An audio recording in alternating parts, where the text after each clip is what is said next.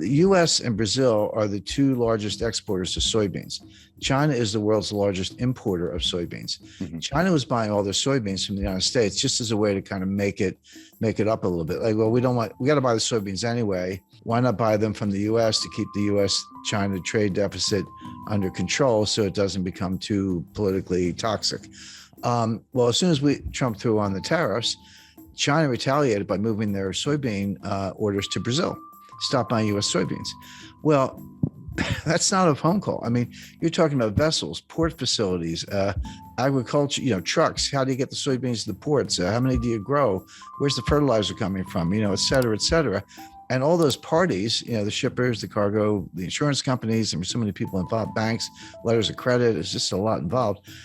They don't like short-term relationships. They say, okay, I'll do it. I want a 5-year contract. And China said, okay. So they reconfigured all those transportation lanes to get the soybeans from Brazil. All of a sudden, you're a U.S. soybean grower. You say, well, what do? Well, we started selling them to the Netherlands because the Netherlands needs soybeans too. So now instead of shipping them from like Port of LA to Ningbo and near Shanghai, we're shipping them from Port of Houston to, I don't know, France, or Marseille or someplace, or Rotterdam. So the point being, you completely scrambled all these supply chain relationships. I talked to the guy who, look, this is a worldwide endeavor, but he was probably the single most responsible individual for all the significant developments in the supply chain in the last 30 years.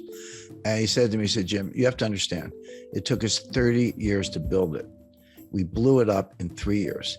It's not going to come back overnight. It's going to take 10 years or more to rebuild it. And what I talk about in the book is supply chain 1.0, which is 1989 to 2019, and then supply chain 2.0, which kind of starts now, but is going to go indefinitely because it's going to take a long time to put this together. It's it's like dropping a vase and it breaks in 1,000 pieces.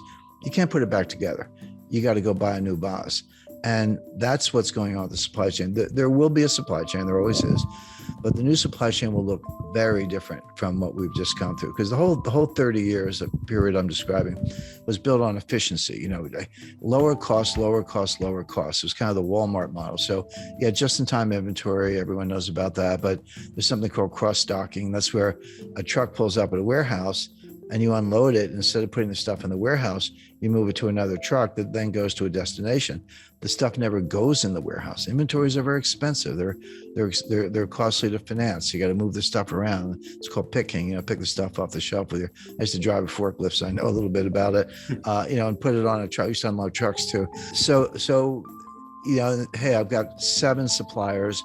Why don't I cut it down to 3 and do bigger contracts with each one and get lower unit costs? I've got 5 transportation lanes. Why don't I cut that down to 2, get everything to Los Angeles and Seattle, as the case may be, et cetera. And they did it for 3, and they got costs lower, and Walmart and Amazon were the champions of this, but everyone else was doing it.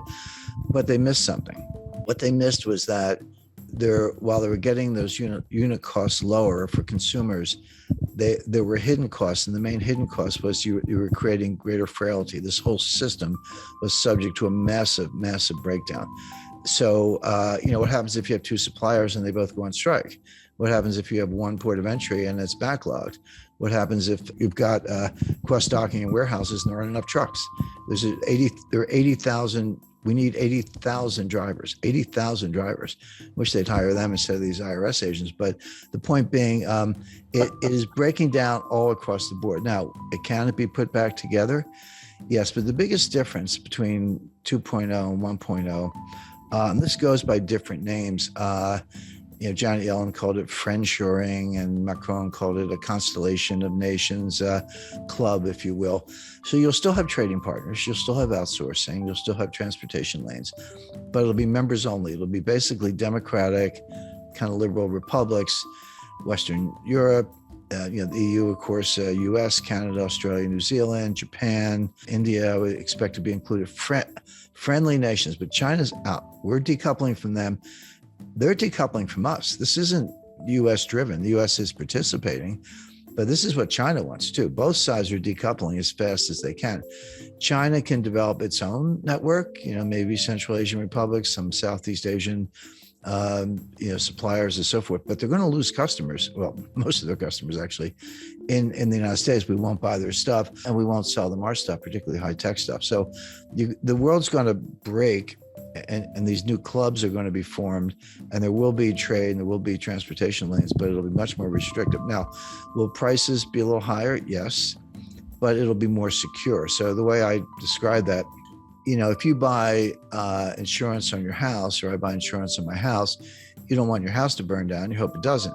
But if it does, you don't think your insurance premiums are a waste of money. Like when you write that check, you're like, that's money well spent.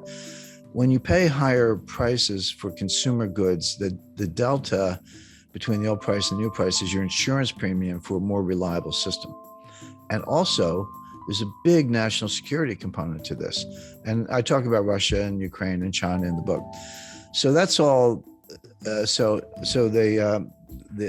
how the supply, what the supply chain breakdown means, chapter 1, chapter 2, what caused it, and we talked about that, and 3, where is it going, what are the constraints, and we talked about that. But then my editor, who's love working with us, she said, well, Jim, got to be a chapter on inflation. I said, of course we do. The supply chain breakdown is causing a lot of the inflation we see, and I'm going to write another chapter on deflation. And everyone's like, wait a second, why are you talking about deflation? That's coming next. People are not ready for it. I know the inflation's here. I buy gasoline. I shop in the grocery store. I get it. It's persistent. It's not transitory. I understand all that. But inflation has 2 major sources. One is the supply side, which is called cost push inflation. So that's energy price shocks, the stuff we're seeing coming out of Ukraine, fertilizer shortages, strategic metal shortages, component suppliers who can't deliver stuff to factories in Germany and they're shutting down, et cetera. The other cause is from the demand side, and that's called demand pull inflation. Basically, it's psychological. Consumers pull demand forward. They're like, hey, I was thinking of buying a refrigerator. I better buy it today because the price is going to go up in 6 months. And in the 70s, we had both. It started with cost push with the Arab oil embargo, but it ended up demand pull. I was starting my career at the time. Your boss would just give you a raise. You didn't even have to ask. Inflation was going up so fast. Like, I better give this guy a raise. Like, here's another, $30,000 or whatever, because people would quit. And that sort of spun out of control until Volcker squashed it all. Right now, we do not have demand pull inflation. We don't. This is not what's going on. We do have cost push inflation. The difference is hugely important because cost push inflation from the supply side, which is, again, when I talk about in the book, it's real, prices go up, but it's self-negating. The old saying that, the cure for higher oil prices is higher oil prices, because when they get too high, people stop driving. They shut down various activities. By the way, if you're unemployed, you're not buying any gasoline because you're not going anywhere. I mean, that's kind of a nasty way of putting it, but that's how cost push inflation, tips into a recession, and then prices come down. And we saw that in 1974. You had Jerry Ford and Alan Greenspan walking around with they had these win buttons, WIN, was so for whip inflation now, except we had a recession and prices collapsed. Now it came back by 77 with for a lot of reasons, but right now we don't have demand pull, we have cost push.